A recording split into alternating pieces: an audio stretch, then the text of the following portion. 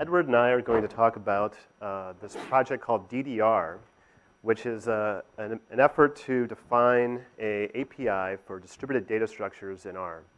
And this is joint work with actually two people from HP, Edward as well as Inderjit Roy. And I was serving mostly in sort of an advisory role from the sort of R perspective. They're the experts in distributed computing.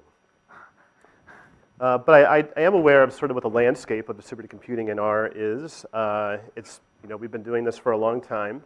In terms of, I'm kind of splitting this into two pieces, the distributed computation aspect and the distributed data. That is when you actually model the data in a distributed way, in a partitioned way. And so there are various tools that have, low-level, mechanisms by which we can, achieve parallelization, things like fork or socket communication or MPI and things like that.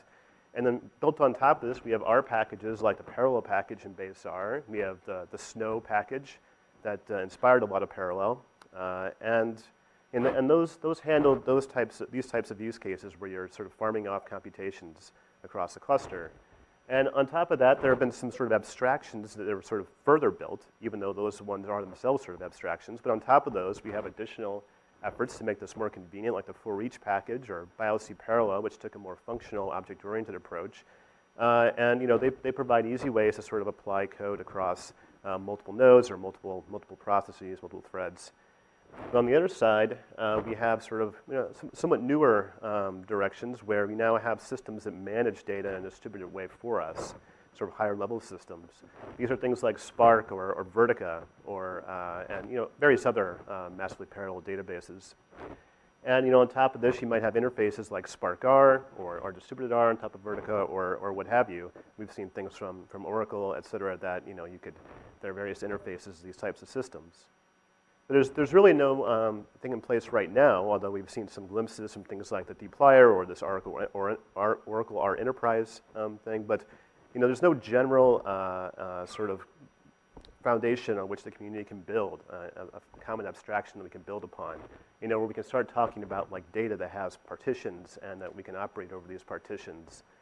And so the key here is, of course, this idea of the distributed data structure.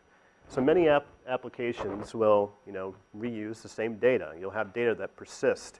So you might run multiple analyses in the same data. You might have iterative algorithms that, in the machine learning context. And so these persistent sort of abstract references to data allow us to, say, avoid moving data. You sort of send cycles between master and child nodes. And they enable maybe even caching on the remote machines. And the analyst wants to express these computations in sort of a high-level way, calling things like aggregate, by group and sort of sum up a variable by group. And they kind of want, they're not, they don't want to have to worry about this idea that, we're actually farming off multiple jobs that are each operating on a partition of the data and then having to sort of perform multiple aggregation steps and things like that to get to work. So this is just an example of like even using the convenience of, say, BIOC parallel to BPVec function, it still is somewhat verbose and difficult. So these challenges, though, so we can't just go and use one of these systems because all these systems have their sort of own idiomatic way of, non-idiomatic from the R perspective, but their own way of expressing these operations. And so we have, the Spark project, their API has like maybe 4 or 5 different ways of mapping computations in parallel. Or, they lack these sort of common basic data structures that we have in R, like arrays, lists, and data frames. And even though SparkR has some abstractions in place, it's still got a ways to go as by their own admission. And so the idea was, can we just define an API that's based on this idea of the distributed data structure and then start building things around that? The community can build things on top of that. So the objectives are really kind of twofold. We don't want to throw away all this idea of just sort of the low-level iteration. We want to keep an abstraction for that, as we've seen with things like for each and BIOC parallel, et cetera. But also, we want to bring in this idea of the data structure. We want to be able to abstract that. All right, so this is, the idea here is that we're going to enable a few things, two main things. We wanted to be able to perform basic data manipulation, basic data reduction on this distributed data, and we want to be able to implement parallel algorithms, that is, things that actually are aware that the data are partitioned and know and sort of take that into account and know the smart things to do to efficiently implement certain algorithms. And so the idea here is, moreover, just to sort of write once and run everywhere. So this whole idea got started when Inderjit and I organized a workshop on distributed computing in R about a year and a half ago. We then had an extended proposal at the UseR conference in Aalborg last year, and we've now since released it on CRAN, along with some additional algorithms that we've shown how you can sort of build on top of that API. So there's sort of three main aspects of the package. There is the idea of distributed iteration again. We've seen things from the for each package. We're going to be DM apply for distributed M apply, DL apply. But now we've added two new aspects to this: the parts aspect, the idea that you have partition data, and also an entry point for collecting the data that was remote back to the local host.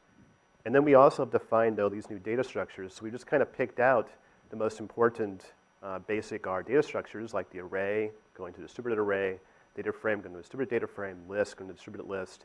We really just kind of want to implement base R data structures in a distributed way. And and of course we're also going to share. We're going to provide some shared infrastructure to make it easier for backends to implement this. So what do we provide to the clients? Well, basically we have this idea of really we're just kind of aiming to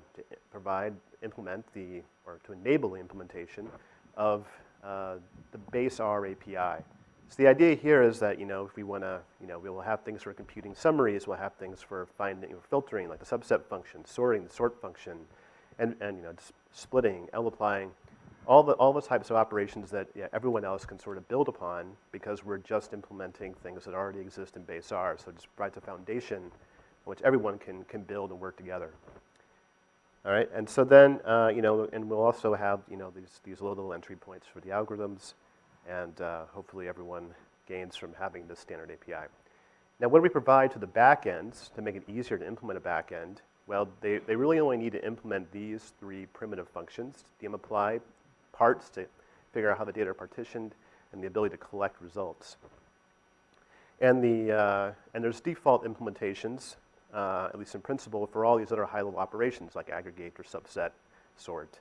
But if the backend has a way to do something in a more optimized way, defer it to the database, do some coalescing, that's all. They can override any of these methods. Okay, thank you, Michael.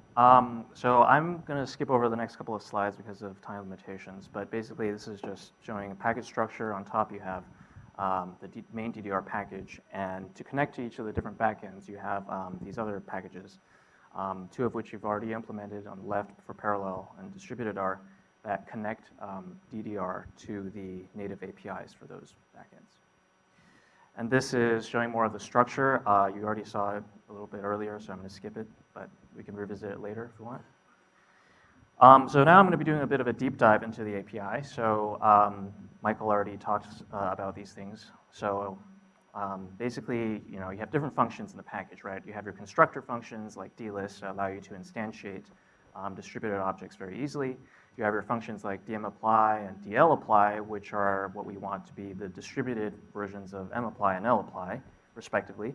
And these are the functions that you use to specify distributed or parallel iteration. So these things are the ones that do the work. And of course, as Michael mentioned, we have this concept of parts.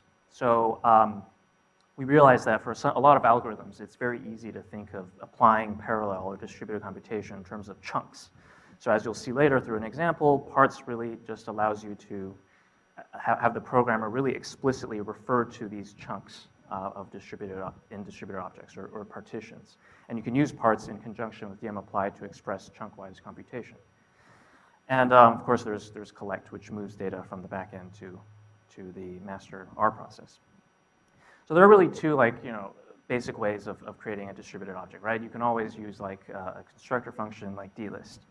But the other kind of way is, to just use a DL apply or DM apply. So just as L apply gives you a list in R of length equal to the number of iterations applied, DL apply gives you a dlist back.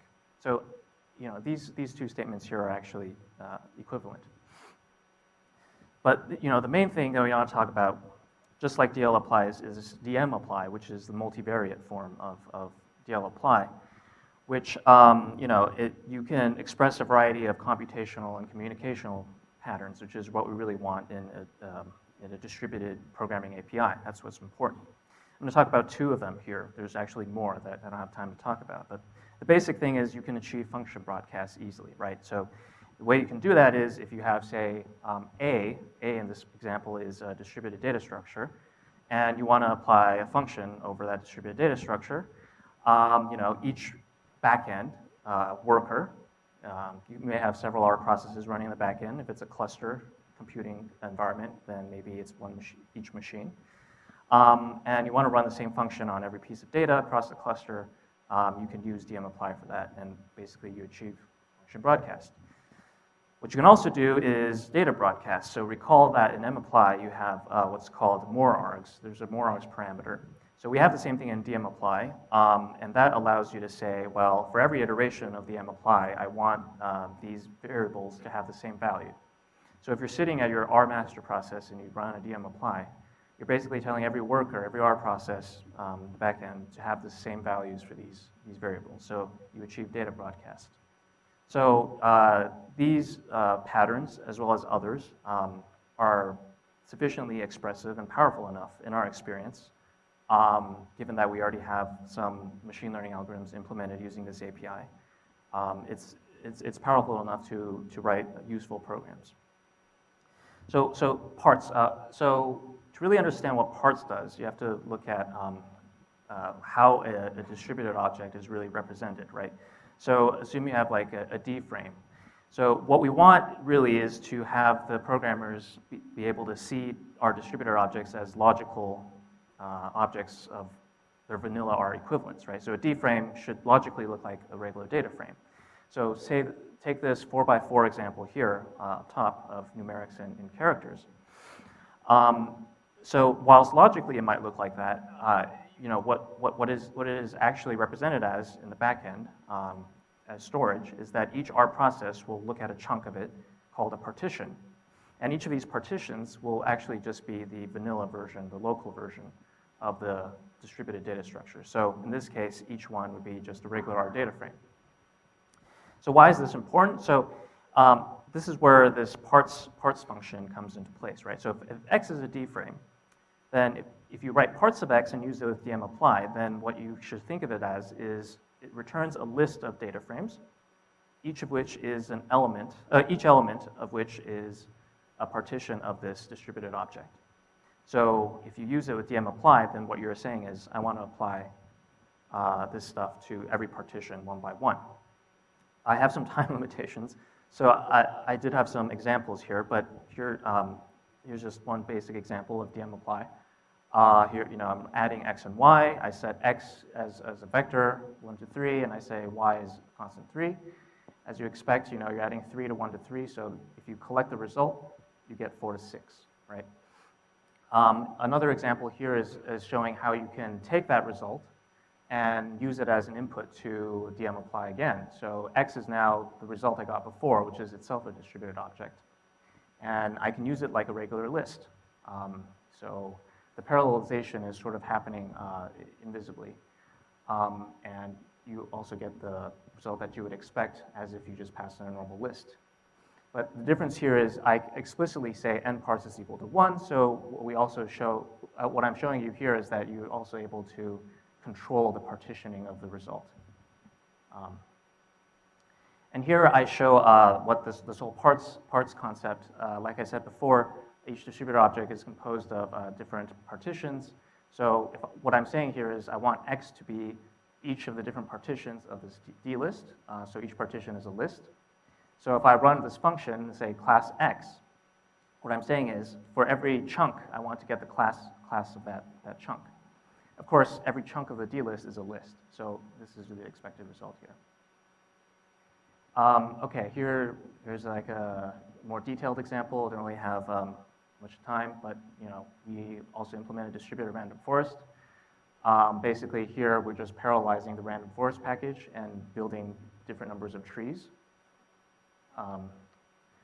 And for future work, we do have funding now from the R consortium, thanks to them.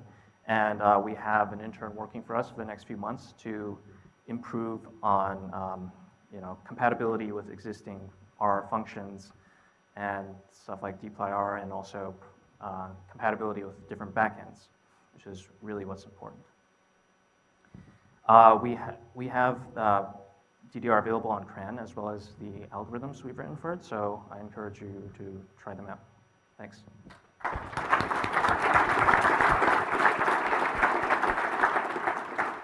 We have time for a few questions over there.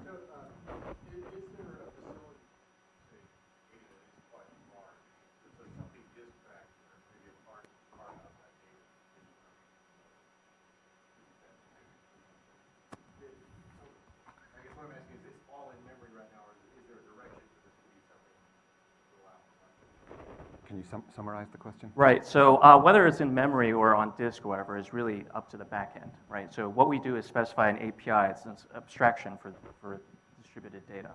So if the backend is something like Spark, then it's going to be in memory. But you could use MapReduce for this if we had a driver. Yeah. One more question. Yes, thank you.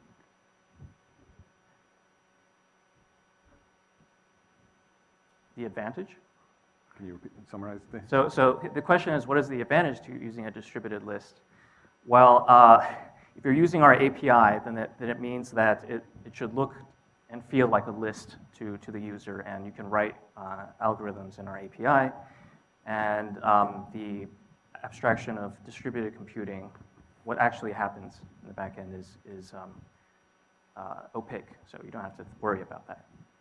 Thank you. Thanks. Sorry about the time.